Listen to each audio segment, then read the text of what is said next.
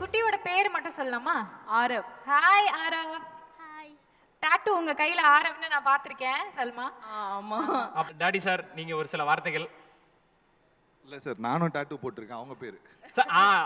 இப்படி ஒரு எக்ஸ்ட்ரோவர்ட்டா இருக்கிறவர இன்ட்ரோவர்ட்னு போய் சொல்லி என்ன நீங்க டாட்டூ போட்டாரு லாஸ்ட் எங்களோட ஆனிவர்சரி அன்னைக்கு போட்டாரு. இல்ல சார், சூப்பர். வைஃப் கையில award.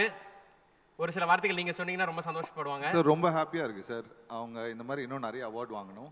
And congrats to her and thanks to Vikatan. Super sir. அம்மா நீங்க ஒரு சில வார்த்தைகள் உங்க மருமகளை பத்தி. எனக்கு தமிழ் சரியா வராது. தமிழ் சரியா வராதுன்றதே அழகா. மேம் நம்ம பேன் இந்தியா. ஆமா, எங்க மாமியார் மலையாளினால தமிழும் மலையாளத்தை கலந்து தான் சிறகடிக்க பேசுவாங்க. ஆசை மலையாளத்துல வருது இல்ல? ஆமா. அப்புறம் என்ன மேம், நீங்க பேசுங்க மேம், பாத்து. மேம் மலையாளத்திலே பரையும். பரையும் மேம். எனக்கு தமிழ் சரியா வராது, தெரிஞ்ச மாதிரி பேசுறேன். அவ்வளவுதான். ஆனா என் மருமக இந்த அவார்டு வாங்கினதுல எனக்கு ரொம்ப சந்தோஷம். இவ்வளவு அழகா தமிழ்ல தானே பேசுறாங்க இப்ப. இல்ல அது என்னன்னா அவங்களுக்கு என்ன பயம்னா சில பேர் டிஸ்ரெஸ்பெக்டடா எடுத்துப்பாங்க. பிகாஸ் அவங்களோட லாங்குவேஜ் வந்து அப்படிதான் மலையாளம். அதனால அவங்க அதனால வந்து தயக்கப்படுறாங்க.